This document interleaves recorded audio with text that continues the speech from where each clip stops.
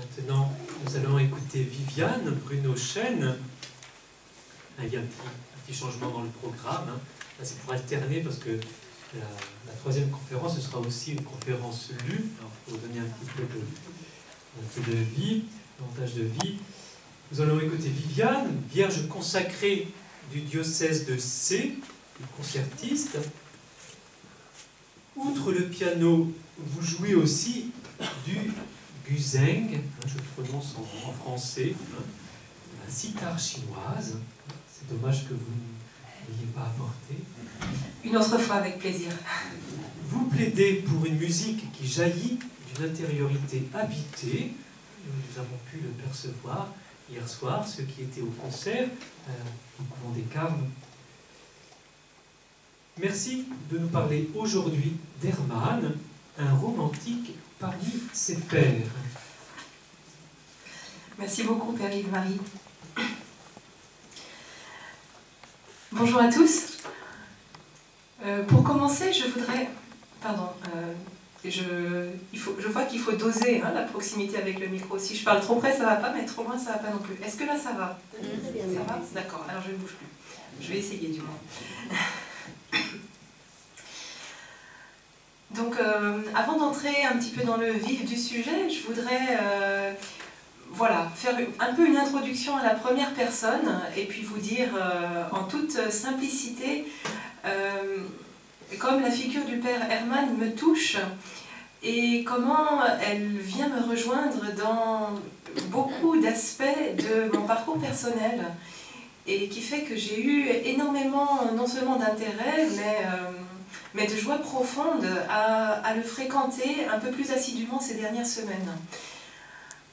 Alors, bien sûr, il y a tout d'abord le parcours musical, le piano. Voilà, je suis pianiste moi-même et je fréquente la musique de Franz Liszt, de Frédéric Chopin, de Brahms, de Schumann, de Mendelssohn. Voilà, toute cette période romantique qui fait partie de ma vie depuis toujours pratiquement, puisque j'ai commencé le piano, j'avais à peine 3 ans. Bon, je ne jouais pas encore Liszt à 3 ans, je vous rassure. Mais voilà, les musiciens romantiques, quelque part, c'est ma famille, en fait. Donc je me retrouve en famille, aussi avec Hermann Cohen, pour une deuxième raison, qui est la consécration, la vie consacrée. Puisque, comme lui, j'ai vécu une rencontre très forte avec le Christ à l'âge adulte. J'avais 21 ans, j'ai reçu le baptême à l'âge de 22 ans.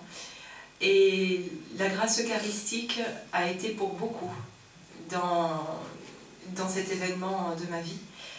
Et ça m'a conduite par voie de conséquences organiques, je dirais, à une appartenance encore plus radicale au Seigneur dans la consécration dans l'ordre des Vierges que j'ai reçue en 2015. Et dans cette consécration des Vierges, cet état de vie me permet aujourd'hui de continuer à pratiquer mon art. Bien sûr, il est vécu d'une manière renouvelée, je dirais, comme vraiment la suite logique et le rayonnement de la prière, et de la prière en particulier devant le Saint-Sacrement, qui est pour moi aussi, et là tout ce que dit le Père Hermann me rejoint profondément. Pour moi, la musique, l'inspiration artistique est vraiment le prolongement de ce rayonnement qui irradie du Saint-Sacrement. Je l'exprime comme ça aujourd'hui. Et je vis de ça, en fait. J'essaye, du moins. Alors, une autre chose, et qui n'est pas des moindres, qui me rejoint aussi personnellement dans la figure du Père Hermann, c'est le fait qu'il vienne du judaïsme. Non pas que je vienne moi aussi du judaïsme, mais je viens, quant à moi, de la Chine, de la spiritualité extrême orientale, et plus particulièrement du bouddhisme, voilà, par ma maman, que j'ai la joie de saluer ici, ainsi que mon papa. Et j'ai grandi donc dans cette double culture et dans un environnement où la pluralité spirituelle était un état de fait. Et beaucoup des composantes du bouddhisme m'ont structuré, m'ont constitué, ont façonné ma personnalité. Et cet héritage que je porte en moi, je continue de le vivre, mais aujourd'hui comme un don que je viens offrir au Seigneur, qui est l'accomplissement de toutes choses et qui vient accomplir dans son mystère, voilà, toutes ces belles choses, toutes ces semences qu'il a déposées dans différents continents du monde. Voilà, donc à la fois cette consécration, mais aussi le fait d'assumer sa culture d'origine, c'est aussi quelque chose qui me touche très profondément dans le parcours du Père Hermann. Aujourd'hui, j'ai la grande joie de vous parler de musique. Hein, et on va entrer ensemble dans tout cet univers romantique, pas seulement dans l'aspect artistique, mais je dirais dans la jointure entre l'art et la spiritualité. Et on va voir, déjà, bon, pour ma part, tous les chefs-d'œuvre qui continuent à être joués aujourd'hui, les grandes œuvres de Liszt, de Chopin, de Schumann, de Mendelssohn, de Brahms, pour ne citer que cela, s'ils continuent à être aujourd'hui, c'est qu'il y a quelque chose d'éternel en eux, quelque chose qui les dépasse. Et par là même, tous ces musiciens ont un message spirituel. Ils nous parlent de Dieu quelque part. Donc, bien sûr, Hermann Cohen, de par son entrée dans les ordres, et puis voilà, son entrée dans le sacerdoce, l'a vécu de manière particulièrement forte. Il me semble néanmoins que chez tous ces grands musiciens, il y a une spiritualité sous-jacente. Et cela a probablement aussi préparé Hermann Cohen à devenir ce qu'il est. Bien, alors maintenant, nous allons plonger au cœur du romantisme. Et je vais commencer par situer un tout petit peu ce courant pour qu'on arrive à se rendre compte de quelle était cette mentalité de l'époque, quelle était la place de la musique, comment elle se vivait, comment elle était vecteur d'échanges, d'idées, mais aussi de beaucoup d'autres choses, de rencontres aussi notamment. Alors le romantisme, il se caractérise tout d'abord par une émancipation par rapport à l'équilibre et le rationalisme qui dominaient à l'époque classique.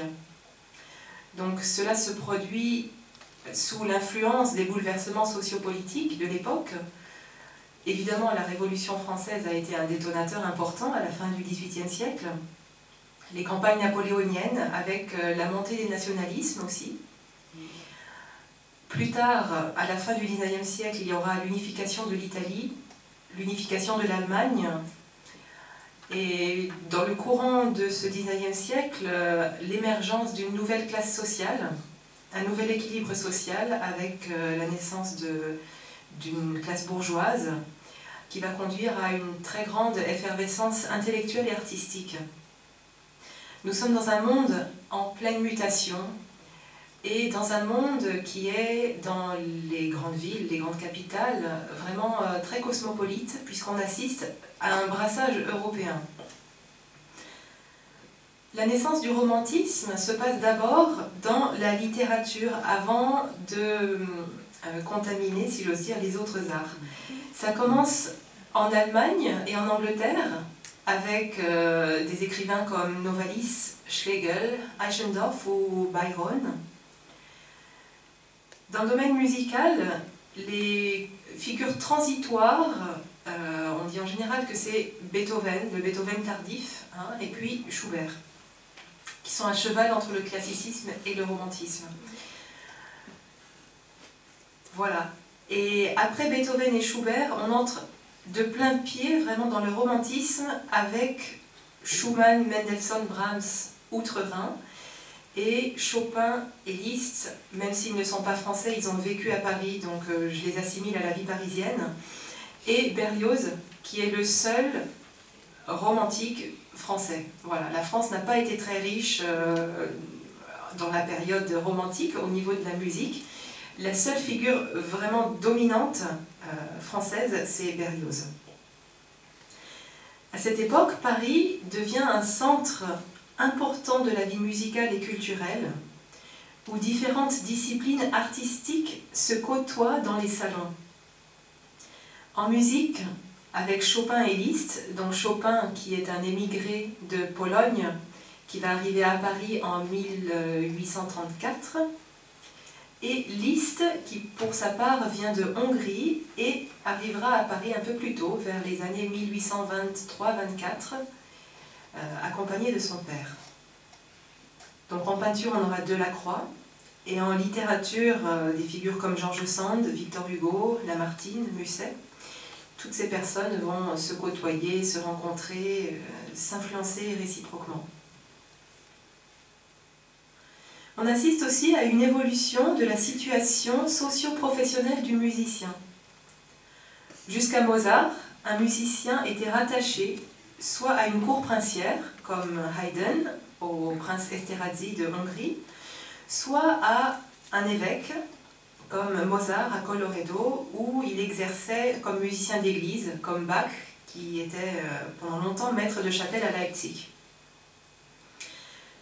Mozart a été le premier à rompre avec ce système suite à ses différends avec son évêque Colloredo, et qui a conduit à la rupture. Et à partir de là, petit à petit, se dégage la figure d'un musicien professionnellement indépendant, qui va travailler à son propre compte avec des maisons d'édition, qui va avoir des commandes et qui ne va plus être exclusivement employé par un homme d'église ou un prince. On assiste aussi à des nouvelles demandes de musique, concomitantes avec l'émergence de nouvelles classes sociales. Et ces fameux salons parisiens en particulier, qui deviennent des centres importants où on va faire de la musique d'une manière nouvelle et de manière indépendante, là aussi. On assiste aussi, au début de ce XIXe siècle, à une évolution de la facture instrumentale qui va beaucoup influencer les créations ultérieures. On a l'évolution déjà de la mécanique du piano, le piano qui est un instrument vraiment qui va se définir à cette période-là, cette période romantique, avec des facteurs de piano comme Erard, comme Pleyel en France ou Broadwood en Angleterre. L'invention du double échappement en 1822, qui est un mécanisme qui permet la répétition rapide des notes sur les pianos à queue, va vraiment révolutionner la technique pianistique et aussi toute la littérature pianistique. On a quelqu'un comme Franz Liszt, qui est quelqu'un qui va vraiment accélérer aussi l'évolution de la facture du piano. Il va travailler énormément avec Erard pour pousser la technique instrumentale jusque dans ses retranchements. C'est vraiment quelqu'un, Franz Liszt, qui a cherché à pousser aussi loin que possible les possibilités du jeu, mais aussi les possibilités de l'instrument lui-même. Au niveau de l'orgue, on va avoir un facteur d'orgue comme Cavaillé-Coll, qui va aussi bouleverser complètement la facture organistique et qui va introduire à la fois des jeux de 32 pieds, des nouvelles couleurs, des nouveaux timbres à l'orgue qui vont conduire à des orgues romantiques qui vont être de plus en plus fournis, de plus en plus étoffés et voilà, de plus en plus puissants aussi.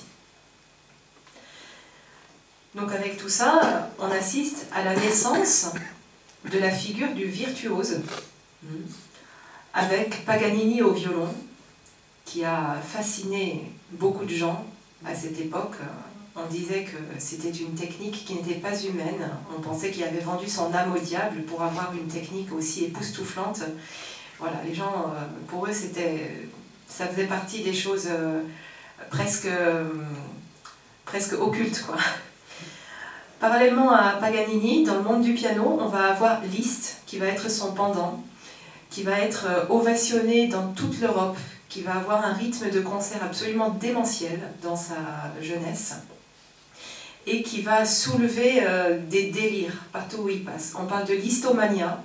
C'est quelqu'un qui avait vraiment un artiste exceptionnel, un musicien unique, mais aussi un acteur. Et quelqu'un qui savait vraiment jouer avec ce personnage qu'il a lui-même créé. Il a été l'inventeur du récital de piano, donc ça a été le premier à inventer ce type de concert où il est tout seul sur scène du début à la fin. Et voilà, partout où il passait, c'était voilà, des foules immenses qui étaient en délire. Voilà, donc un personnage tout à fait singulier, Franz Liszt, qui était caractérisé aussi par une immense générosité qu'il avait, à la fois en tant qu'enseignant et en tant que virtuose, que créateur. Voilà.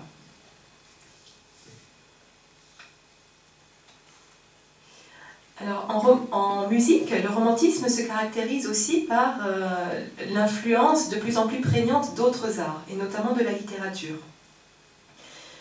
On va avoir une très grande production chez tous ces compositeurs de lieder et de mélodies, c'est-à-dire des poèmes qui vont être mis en musique, mais aussi des œuvres purement instrumentales qui comportent des références littéraires explicites. C'est le cas de Schumann, par exemple, dont les Kreisleriana font clairement référence à Hoffmann, ou à Liszt, qui dans ses années de pèlerinage fait référence à la Divine Comédie de Dante, alors que c'est une œuvre écrite pour piano. Donc si à l'époque classique, les genres dominants en musique étaient la sonate, la symphonie et le quatuor à cordes, donc avec cette recherche d'équilibre, vous voyez, sonate, symphonie, quatuor à cordes, tout ça, il n'y a pas de référence autre qu'à la musique en elle-même, ça reste des choses assez abstraites, dans les titres du moins. Les nouveaux genres qui vont émerger à l'époque romantique, ça va être par exemple le nocturne, dans le cadre de la musique de salon, des nouvelles danses comme les valses, les polonaises, des pièces qui font émerger un sentiment de cohésion nationale, comme la ballade, on pense aux ballades de Chopin, aux ballades de Brahms, et aussi la rhapsodie. On pense aux rhapsodies hongroises de Franz Liszt. Donc tout ça, ce sont des genres qui vont intégrer du folklore, du local, en fait. Mais sans le côté scientifique qu'il y aura chez un Bartók ou Manuel de Falla au XXe siècle, là c'est vraiment la couleur qui prime. Et elle va être intégrée dans le style de chaque compositeur. Plus tard, on aura la naissance de la musique à programme, donc avec un argument qui est autre que la musique pure, hein, il y a une histoire que ça raconte, et le poème symphonique. On assiste aussi à l'émergence d'une musique sacrée en langue vernaculaire, avec, le grand exemple, c'est le Requiem allemand de Brahms, par exemple.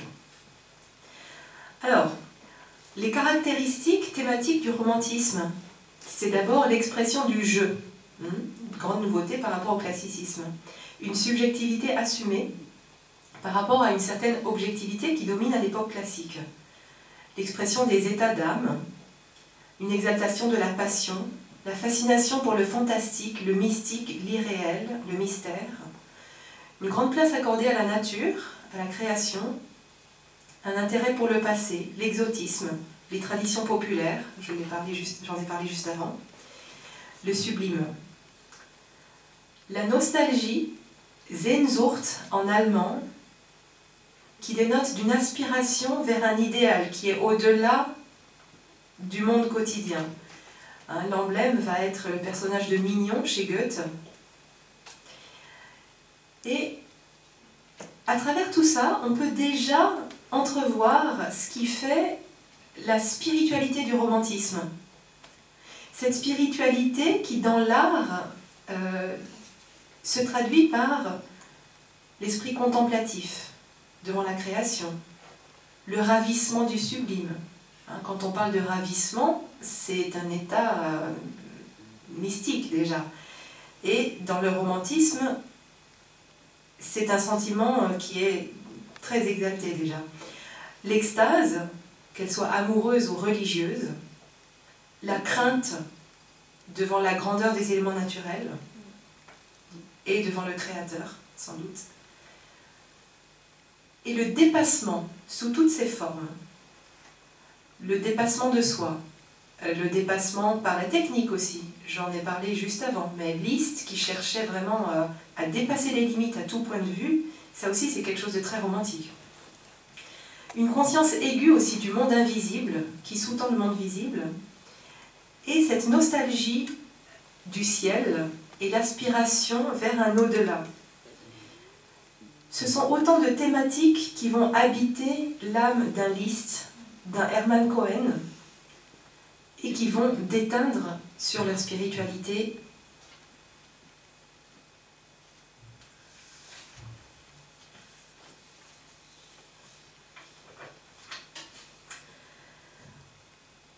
Revenons à présent à Hermann Cohen, après avoir situé le décor.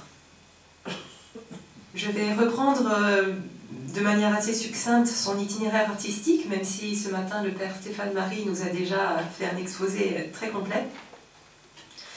Le premier contact avec la musique d'Hermann et avec la religion, c'est très certainement grâce à la synagogue.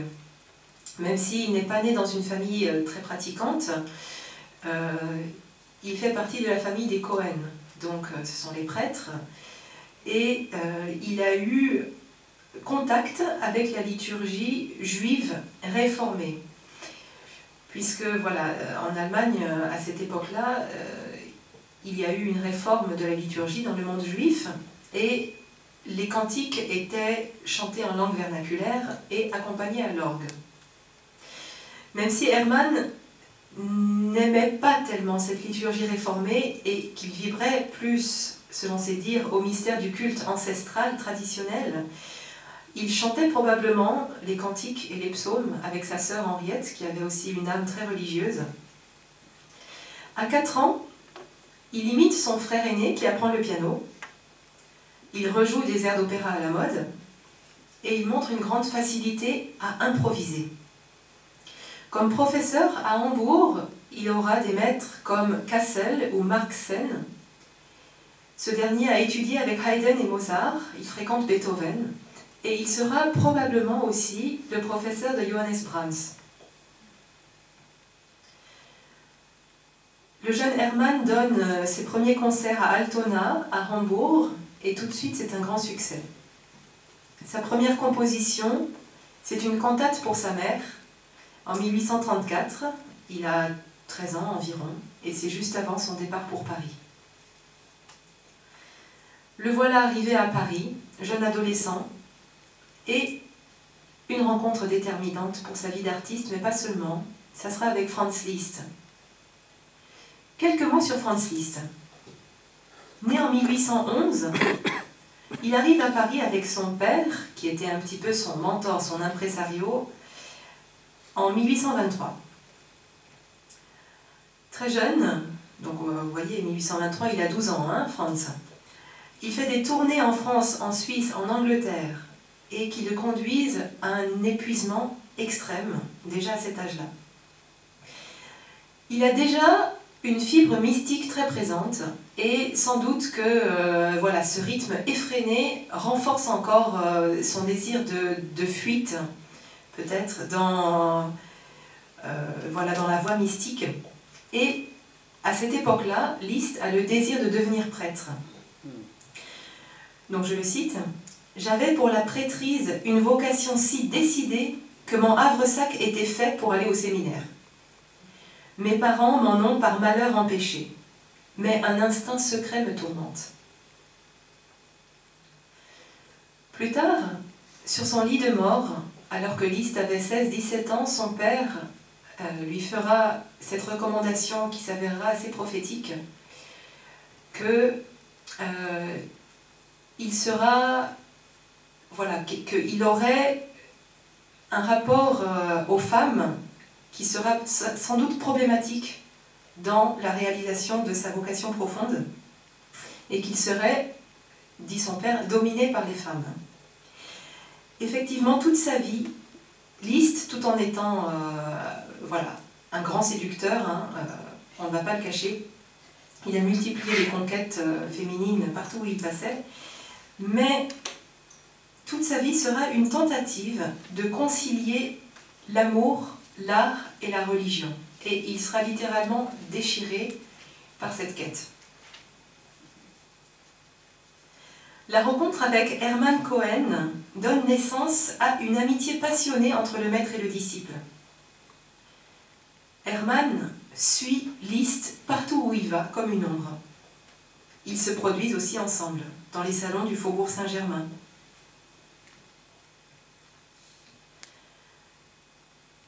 Donc là, tous deux fréquentent les salons de Cristina Bel-Gioioso, de Marie Dagou, voilà, en compagnie de Georges Sand, de Lamennais, voilà, toutes ces personnalités dont Père Stéphane Marie nous a parlé ce matin déjà.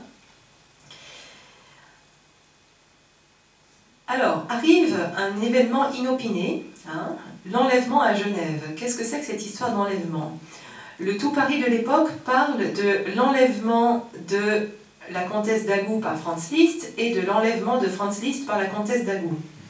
Donc, en fait, les deux amants ont décidé de s'enfuir à Genève pour vivre leur passion et ils quittent Paris. Et là, pour Hermann, c'est la fin du monde. Parce qu'il ne peut pas s'imaginer continuer à vivre à Paris sans son maître. Donc il supplie Liszt de pouvoir aller le rejoindre, et Liszt finalement cède. Et Hermann va rejoindre son maître à Genève aux grandes dames de Marie Dagou, qui voit la présence de ce jeune disciple comme voilà, une intrusion dans l'intimité du ménage. Voilà, donc pendant toute cette période, Marie Dagou va être assez piquante, pas très bienveillante envers Hermann, et elle va continuer au fil des années à se plaindre de son comportement à Franz Liszt, qui gardera sa bienveillance très longtemps, mais à un moment donné, ça va finalement aboutir à une rupture avec le jeune Hermann. Pendant cette période en Suisse, Hermann va exercer une fonction pédagogique au Conservatoire de Genève alors qu'il n'a que 15 ans. C'est un nouveau conservatoire qui va être fondé et on va demander à Liszt s'il accepte d'enseigner une classe. Et Liszt va recommander son jeune protégé. C'est aussi l'occasion pour Hermann de découvrir, aux côtés de son maître, les splendeurs de la nature et les splendeurs de l'art. Là, je voudrais juste citer un passage où Hermann va entendre son maître à l'orgue.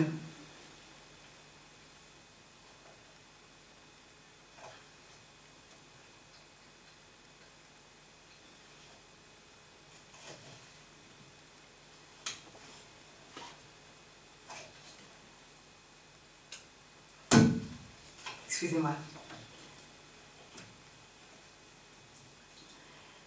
Donc c'est au cours d'une escapade en Suisse. Liszt toucha les grandes orgues, cette colossale harpe de David dont tous les sons majestueux donnent une vague idée de votre grandeur, ô mon Dieu. Ne fus-je pas alors pénétré d'une impression de sainteté? Ne fîtes-vous pas vibrer dans mon âme un pressentiment religieux? Quelle était donc cette émotion profonde que j'éprouvais chaque fois que dans mon enfance je touchais ou entendais toucher des orgues? Émotion si vive qu'elle faillit compromettre ma santé et qu'elle me fut sévèrement interdite. Ô Jésus bien-aimé, vous étiez à la porte de mon cœur et je n'ouvrais pas.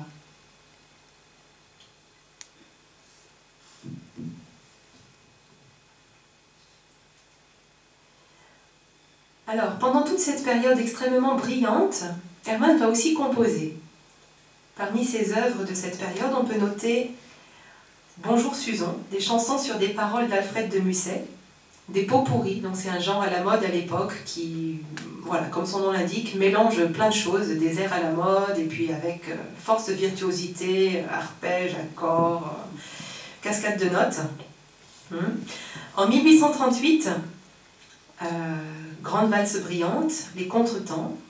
1842, Hermann va composer un opéra Galeotto Manfredi, qui sera malheureusement un échec, Et 1844, Polka nationale bohémienne, là aussi on voit ce romantisme dans l'évocation du terroir.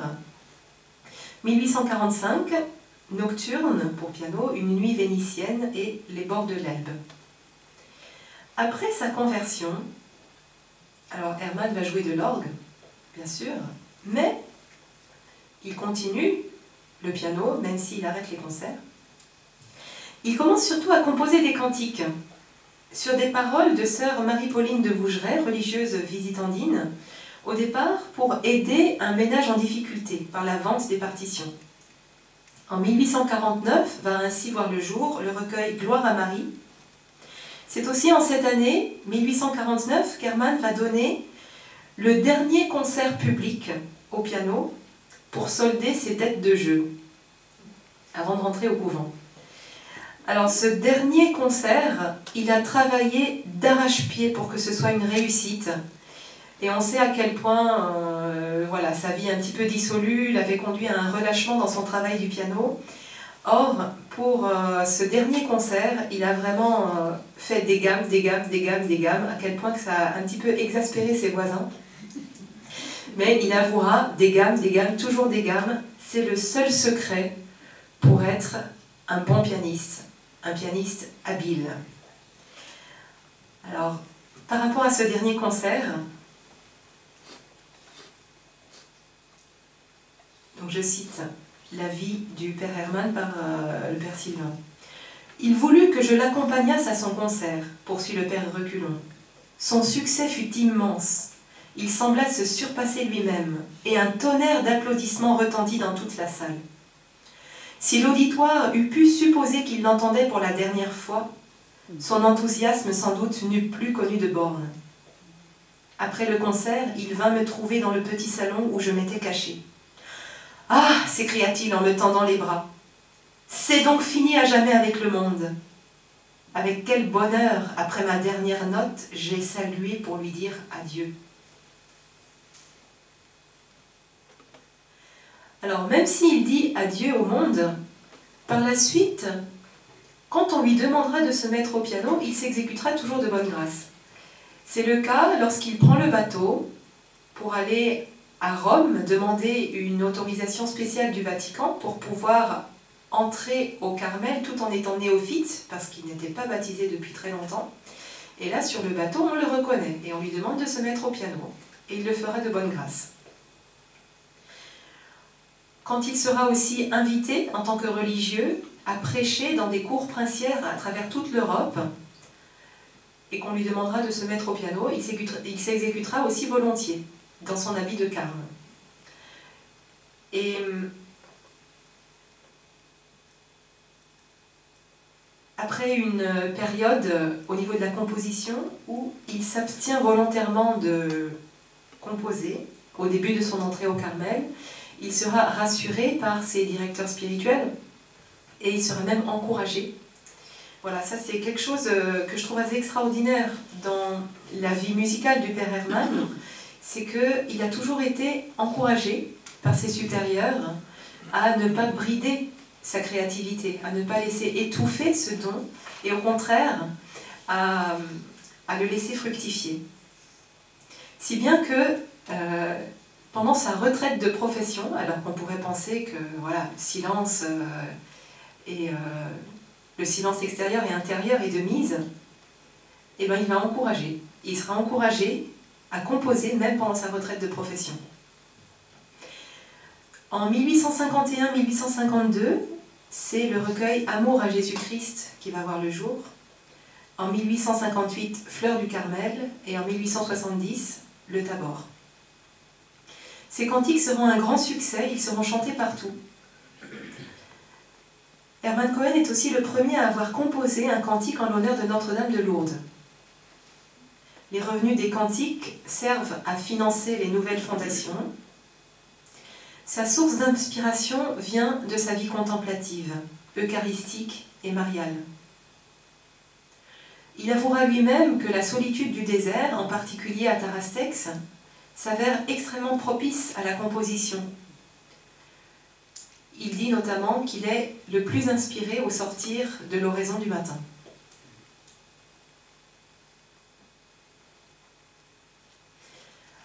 Alors, ces différents recueils traduisent quand même une évolution de son style musical.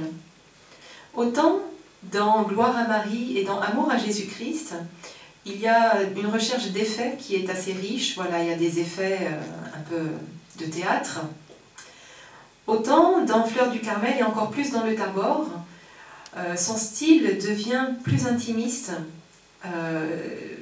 plus dépouillé. Et il y a de moins en moins d'effets de théâtre.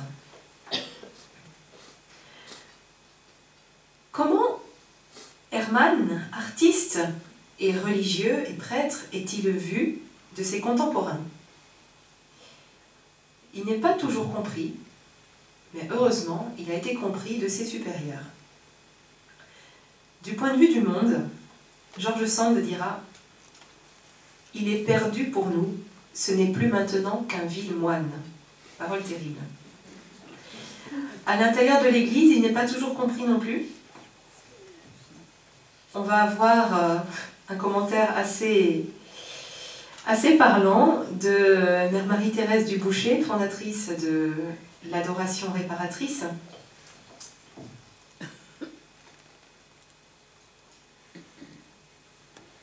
Dernièrement, écrit Mère Marie-Thérèse, il est venu à Paris, mais je ne l'ai vu qu'en dans la chapelle du Carmel de la rue d'Enfer, et dans une occasion qui m'a attristée jusqu'aux larmes. Pour attirer les âmes à Dieu, il a cru bien de se servir de son talent, et nous avons eu dans notre silencieux sanctuaire un vrai concert, qui n'était pas sympathique aux pauvres réparatrices, ni sans doute aux filles de Saint-Jean de la Croix, qui l'avaient permis sans savoir le genre de musique qui serait exécuté. Oh, je vous l'avoue, j'ai souffert de voir ce jeune religieux tenant le piano et entouré de 20 jeunes femmes du monde, toutes parées et toutes encore de ce monde, que vous craignez, avec tant de raisons, de voir envahir l'œuvre eucharistique. Oh, ces cantiques français chantés au salut, ces paroles extatiques et romantiques, chantées par des jeunes filles encore mondaines autour d'un habit de carme. Toute cette foule qui se pressait par curiosité, enfin, tout cet ensemble m'a donné une telle souffrance que j'ai été obligée de sortir dans la sacristie, et là, prosternée, j'ai demandé à Dieu avec larmes qu'il préservât mes enfants de cet entraînement universel qui mêle la poésie, l'art, le sensible purement naturel à l'esprit de l'Évangile. Voilà, donc pas facile. Pas facile, mais voilà, ça dénote vraiment de sensibilités très différentes. Et là aussi, chez le père Hermann, alors non seulement il ne s'offusque pas de ce genre d'attitude, mais il a une constante, je trouve, dans son parcours, à rester lui-même et à s'assumer pleinement lui-même, qui est assez exceptionnelle d'une nature saine en fait. Et en même temps, on voit qu'il se présente à Dieu et à ses frères tel qu'il est, au moment où il est, sans scrupule, et en même temps, il est conscient de cette teinture mondaine qu'a encore sa musique et qu'il cherche dans son art aussi à s'en affranchir. Alors, excuse-moi, je trouve juste ce passage du père Hermann qui dit à cette période « Voyez-vous, je suis encore si jeune en religion, mes pensées sentent encore le monde dont je sors. Je compose avec émotion, oui, mais j'ai peur tout en priant Dieu et ma mère de m'inspirer. J'ai peur de n'avoir et de n'inspirer aux âmes que des émotions d'opéra. Je fais des efforts, j'étudie et j'espère, avec le secours de la grâce, arriver à ne plus m'inspirer que des choses du ciel et de l'éternité. » Ça montre aussi sa lucidité par rapport à sa source d'inspiration et par rapport à sa culture. Bien plus tard, il retrouvera son maître Franz Liszt à Rome. Et là, il sera très intéressant de voir le parallélisme de leurs deux cheminements. Franz Liszt, en effet, après avoir fabriqué lui-même de toutes pièces le personnage de virtuose et d'avoir contribuer à l'émergence du Star System, dont il est lui-même l'auteur, eh ben, il va briser ce qu'il a lui-même créé, il va quitter son personnage, auquel il n'avait adhéré que pour un temps, il en était conscient lui-même, pour devenir un créateur à part entière, en se sédentarisant à Weimar. Là, il va devenir le promoteur de la Zukunftsmusik, musique de l'avenir, en mettant en avant le jeune Wagner. Puis, il va se faire compositeur de musique pour l'Église. Et là, à Rome, il reçoit la tonsure et entre dans le tiers-ordre franciscain. Il porte la soutane et deviendra labelliste. Et là, il tente de se livrer au grand rêve de sa vie, qui est de composer de la musique pour l'Église digne de ce nom, de la musique véritablement sacrée. Mais de son côté à lui aussi, Franz Liszt va se heurter à un nombre considérable d'épreuves et d'incompréhensions. Dans une lettre de cette époque, Liszt dira ceci. « Tout le monde est contre moi. Catholique, car ils trouvent ma musique d'église profane. Protestant, car pour eux, ma musique est catholique. Franc-maçon, car ils sentent ma musique cléricale. Pour les conservateurs, je suis un révolutionnaire. Pour les aveniristes, un faux jacobin. Quant aux Italiens, malgré Sgambati, s'ils sont garibaldiens, ils me détestent comme Cagot. S'ils sont côté Vatican, on m'accuse de transporter la grotte de Vénus dans l'église. Pour Bayreuth, je ne suis pas un compositeur, mais un agent publicitaire. Les Allemands répugnent à ma musique comme française, les Français comme allemande. Pour les Autrichiens, je fais de la musique tzigane, pour les Hongrois, de la musique étrangère. Et les Juifs me détestent, moi et ma musique, sans raison aucune. »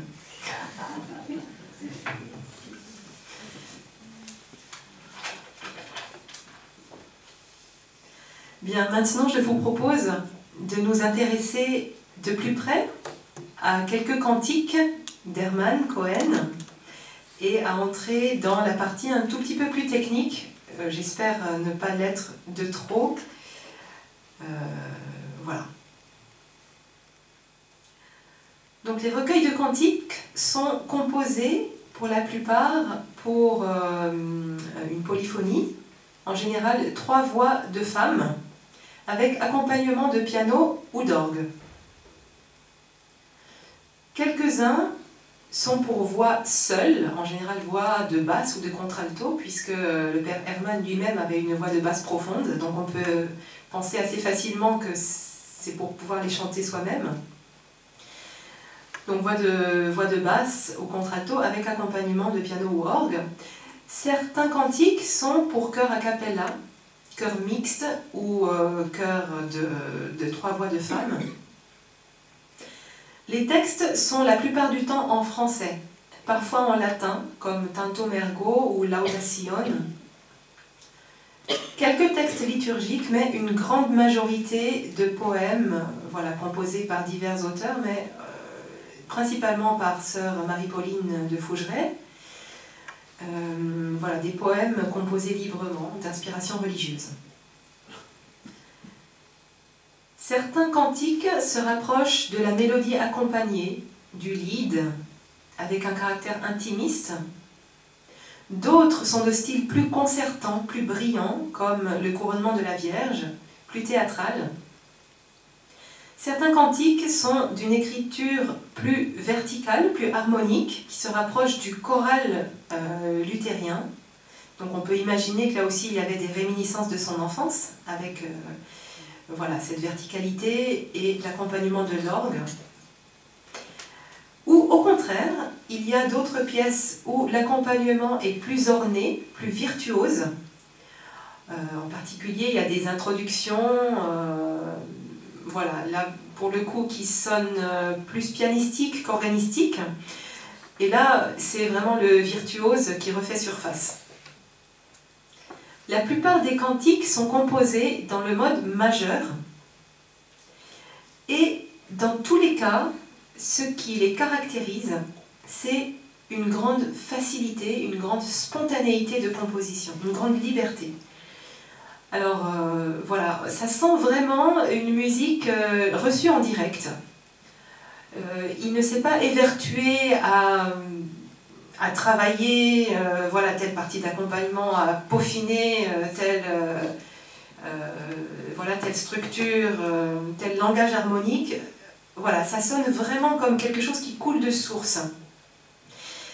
Et tout ça, pour moi, dénote aussi de sa bonne nature, hein, d'une santé au niveau naturel, contrairement à l'âme tourmentée d'un Schumann qui va transparaître dans ses œuvres, et aussi une grande, voilà, une grande facilité à composer, une spontanéité dans le métier, au contraire de quelqu'un comme Brahms, chez qui tout va être extrêmement savant, étudié et travaillé.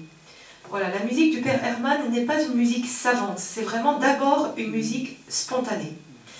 Et par cette spontanéité, et par d'autres aspects aussi, ça le rapproche à bien des égards de Mendelssohn. Celui-ci était aussi natif de Hambourg, et également d'origine juive, et certains ont qualifié Mendelssohn de Mozart romantique, grâce à cette veine extrêmement mélodique, extrêmement spontanée qui le caractérisait. Voilà, une nature heureuse aussi.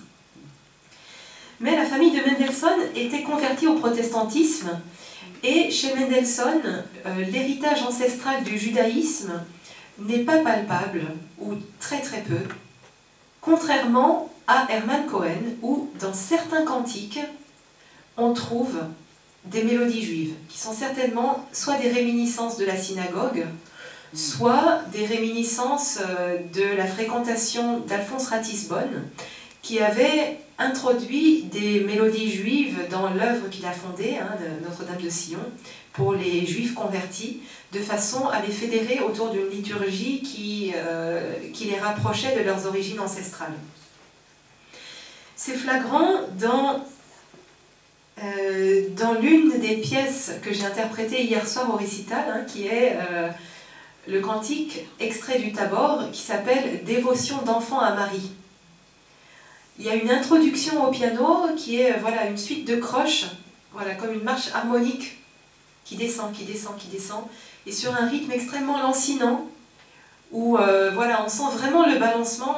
Voilà, moi je vois vraiment le peuple juif devant le mur des lamentations, quoi. Quand j'ai lu cette introduction au piano, je me suis dit, mais voilà, là, ça saute aux yeux et ça saute aux oreilles, quoi. C'est vraiment là l'ancestralité, le judaïsme qui ressort, et ça m'a extrêmement touchée. Et quand les voix rentrent, la voix soliste, puis après la polyphonie, c'est vraiment une mélodie juive, voilà, qui nous fait entendre à travers ce cantique en l'honneur de Marie. Donc cette pièce, Dévotion d'enfant à Marie, est en mode mineur.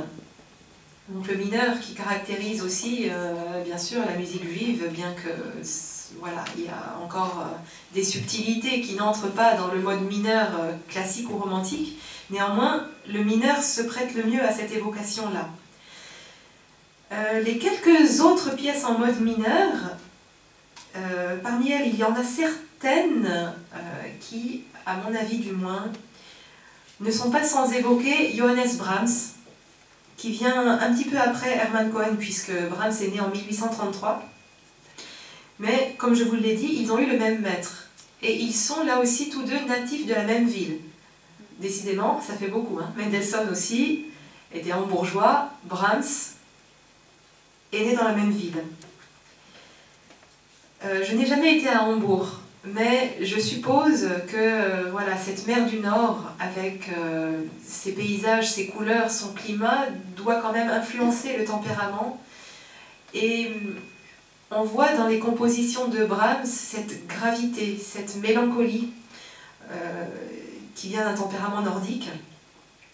Voilà, cette espèce de côté intemporel, puis de générosité grave et mélancolique qui se dégage de beaucoup d'œuvres de Brahms. On la retrouve aussi dans l'autre cantique que j'ai interprété hier soir d'Hermann Cohen, le Noël, destiné aux novices de l'ordre du Carmel. Donc le refrain qui est très joyeux, voilà, ça c'est autre chose, hein, c'est un carillon, c'est très gai. Mais le couplet qui est en mode mineur, qui est en fa mineur, pour moi vraiment ça évoque ces climats du Nord, avec une référence aussi à la musique du terroir. Ce cantique-là, il aurait tout aussi bien pu être un Volkslied. Brahms en a composé ou repris énormément. Un Volkslied, donc mélodie populaire, mélodie allemande, d'Allemagne du Nord pour la plupart. Brahms sera très... Voilà, il aura vraiment une passion pour ces musiques du terroir qu'il harmonisera à sa manière et qui prendront vraiment une envergure et une dimension digne de la grande tradition savante. Et on voit aussi cette source-là, cette veine-là, dans certains cantiques d'Hermann, dont ce fameux Noël. Et là aussi, on est en plein romantisme, hein, dans l'évocation du terroir, à la fois de l'Allemagne du Nord, mais aussi voilà, de cette tradition ancestrale du judaïsme.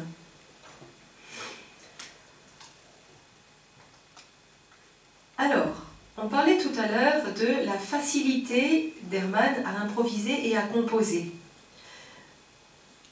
Dans la grâce mélodique de certains de ses cantiques, et là je pense plus particulièrement au troisième que j'ai interprété hier soir, Mon bien-aimé est à moi et moi à lui, hein, celui qu'on a chanté tous ensemble à la fin du concert, dans ce cantique, il y a quelque chose de schubertien, dans la mélodie, dans la grâce de la mélodie. Là, on voit vraiment une continuité avec le Lied tel que le concevait Schubert. Et on sait à quel point Franz Liszt admirait Schubert et à quel point Liszt a lui-même repris des leaders, hein, donc des mélodies accompagnées de Schubert, pour les transcrire pour piano seul, puisque Franz Liszt, dans sa virtuosité, tout y passait, hein, les opéras, les mélodies, les œuvres pour orgue, il reprenait tout avec ses 10 doigts, il jouait tout pour piano. Voilà, une mélodie pour voix, piano, pour chœur, pour orchestre, il réduisait tout ça pour ses 10 doigts et puis il faisait sonner son piano pour rendre compte de toute cette richesse-là. Et d'ailleurs, ce que je vous ai joué hier soir, l'Ave Maria de Schubert-Liszt, c'est justement l'une de ces transcriptions qu'a faite Franz Liszt de l'Ave Maria de Schubert pour piano seul. C'est pour ça que j'ai joué la mélodie et l'accompagnement à la fois, et avec en plus voilà, un accompagnement extrêmement enrichi, extrêmement orné, parce que ça c'est du pur Liszt. Schubert, ce qu'il a composé, c'était la mélodie qui était chantée par une chanteuse ou un chanteur, et le pianiste qui accompagnait avec voilà, des harmonies, et puis une technique pianistique qui était beaucoup plus simple que celle de Liszt. Donc il est probable que Hermann ait entendu tout ça, c'est même certain, pour avoir toutes ces réminiscences mélodiques qu'on entrevoit aussi, qu'on perçoit dans certains de ses cantiques. De Schumann et de Mendelssohn, grande figure romantique de son Allemagne natale, Hermann partage la simplicité intime et chaleureuse. Voilà, il y a un côté beaucoup moins mondain dans le romantisme allemand, hein, qui est caractérisé par Schumann, donc pas seulement Robert, hein, Robert et Clara Schumann, voilà, le couple Schumann, puisque tous les deux sont voilà, d'aussi grandes figures de cette époque. Schumann, Mendelssohn, Brahms, il y a un côté beaucoup moins brillant, beaucoup plus intimiste, où voilà, il y a quelque chose de presque familial, surtout chez Schumann, hein, qui était vraiment un grand chantre de l'amour conjugal et l'amour du foyer, hein, comme le lied que je vous ai joué hier soir aussi, entre deux cantiques d'Hermann Cohen, Du Ring an meinem Finger, donc c'est l'extrait de L'amour et la vie d'une femme de Robert Schumann, recueil de mélodies qu'il a composé l'année de son mariage, et voilà, où le poème parle voilà, de la jeune mariée qui regarde son anneau et qui chante voilà, toute la source de son bonheur.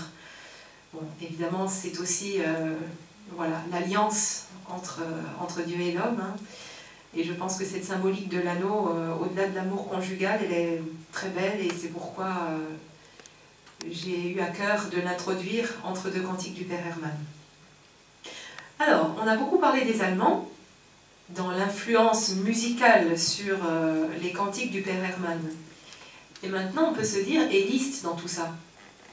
Et oui, on n'a pas beaucoup parlé d'influence de Liszt pour l'instant, alors que c'est vraiment lui qui a été le grand maître du Père Cohen.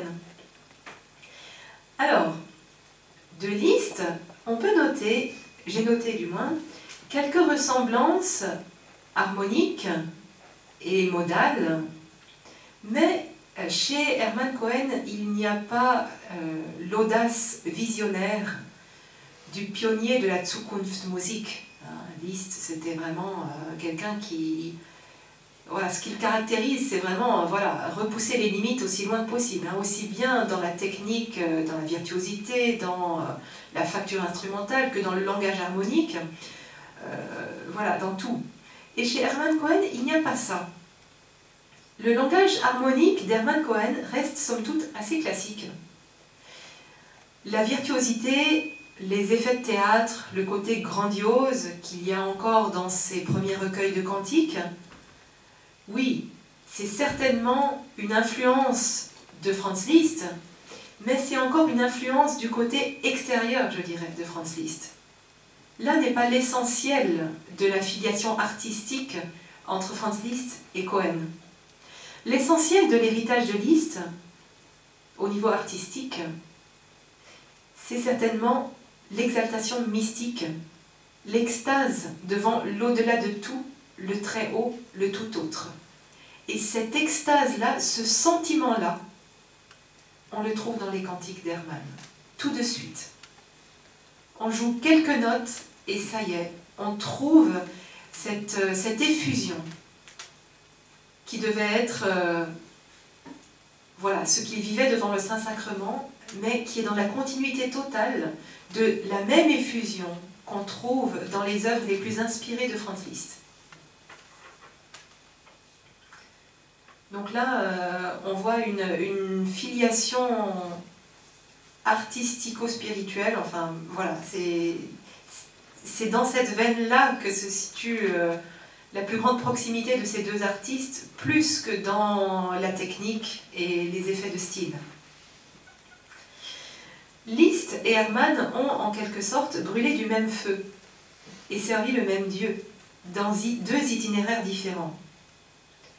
Hermann, par le détachement suprême, dans l'entrée au Carmel et le vœu d'obéissance. Chez lui, la recherche ne se situe plus dans le domaine artistique, dans la musique. Son objet s'est déplacé. D'où la légèreté, la spontanéité, la facilité de la musique considérée comme un moyen. Quelque part, c'est un soulagement pour Hermann. Pour Liszt, qui est resté dans le monde, même si à la fin de sa vie c'est devenu l'abbé Liszt, il n'a pas quitté le monde de manière aussi radicale qu'Hermann. Sa recherche et son champ d'action est resté la musique en tant que telle. Il va vivre à sa façon un chemin de dépouillement lui aussi, à l'intérieur même de sa vie de créateur, qui devient existentielle. Les dernières œuvres de Franz Liszt témoignent presque d'une désintégration du langage, d'une sorte de dissolution des repères du langage musical, dans une recherche de dépouiller l'art de tout ce qui relève encore de la séduction. Et là, je souhaiterais vous souhaiter certains passages qui vont nous parler de Liszt dans cette fin de vie tellement particulière.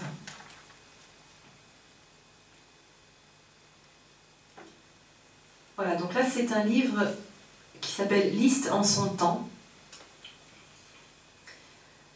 qui regroupe beaucoup de documents de l'époque, voilà, de Liszt, mais aussi d'autres personnes qui parlent de lui. Donc là, c'est l'auteur qui dit « Désabusé et meurtri, il s'engage sur le chemin du repentir, de l'humilité et bientôt de la désindividuation, de la dépersonnalisation, parcourant tous les degrés d'une ascèse intérieure, empreinte de renoncement et de tristesse, ainsi qu'en témoigne cette confidence à Caroline du 2 avril 1872. En dépit de la réputation de personnalité effrénée dont on m'a souvent gratifié autrefois, je crois que la ligne continue de ma vie intérieure est précisément ce manque de moi que signifie la Selbstlosigkeit, c'est-à-dire perte de moi. Je suivais seulement, en simplicité et droiture de cœur, l'ancien penchant catholique de ma jeunesse. S'il n'avait été contrarié dans sa première ferveur par ma très bonne mère et mon confesseur, l'abbé Bardin, il m'eût conduit au séminaire en 1830, et plus tard à la prêtrise. Ma mère n'avait d'autre appui que moi, son enfant unique, et l'abbé Bardin, assez amateur de musique, tint peut-être trop compte de ma petite célébrité précoce, en me conseillant de servir Dieu et l'Église dans ma profession d'artiste, sans aspirer incontinent aux sublimes vertus du sacerdoce. Toujours est-il que les chères tendresses de ma mère et la prudence de l'abbé Bardin m'ont laissé aux prises avec des tentations que je n'ai su vaincre qu'insuffisamment. La poésie, la musique et aussi quelques grains de révolte native m'ont trop longtemps subjugué. Miserere mei, Domine.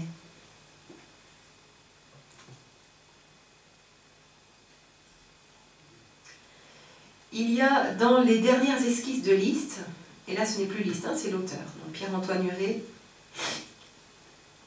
par-delà l'apparente désunion organique, l'absence de développement musical et de devenir formel, une parole balbutiante qui se reconstruit à partir des éléments les plus ténus du langage, comme s'il voulait chercher encore, à travers quelque état d'âme sans phare ni effet, d'où tout orgueil serait banni, la source d'une nouvelle expression musicale délivrée de toute séduction, péché originel de la musique. Voilà, donc je pense qu'aujourd'hui, le père Hermann et Franz Liszt se sont retrouvés une nouvelle fois et que, voilà, par-delà les parallélismes et les divergences de leur cheminement, ils nous parlent chacun à leur façon de Dieu, de l'au-delà. Et leur vie nous parle de leur recherche, comment ils ont été chacun d'eux travaillés par la grâce, comment ils ont cherché à y répondre, et comment tout cela nous parvient aussi à travers leur art.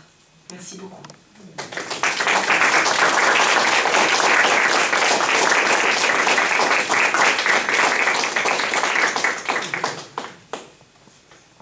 Merci beaucoup Viviane. Vous ouvrez des perspectives, hein. Évidemment c'est un champ d'études inédit.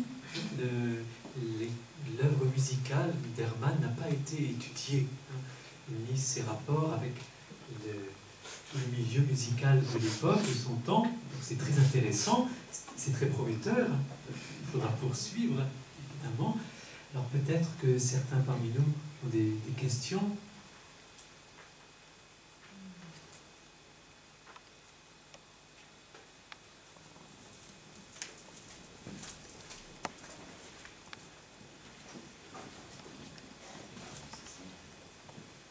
A-t-on des partitions du père Hermann avant son entrée au Carmel où il déploie vraiment une technique à peu près comparable à Liszt ou semblable? Alors, tout à fait, mais je n'ai pas encore pris connaissance de ces partitions. C'est votre voisin et confrère, père Yves-Marie, qui les connaît mieux que moi pour l'instant. Nous allons régler cette affaire rapidement. Il faut ouvrir les archives provinciales pour cela. Mais nous avons quelques pièces, mais ce n'est pas un fonds très important. Mais je vous les montrerai. Volontiers.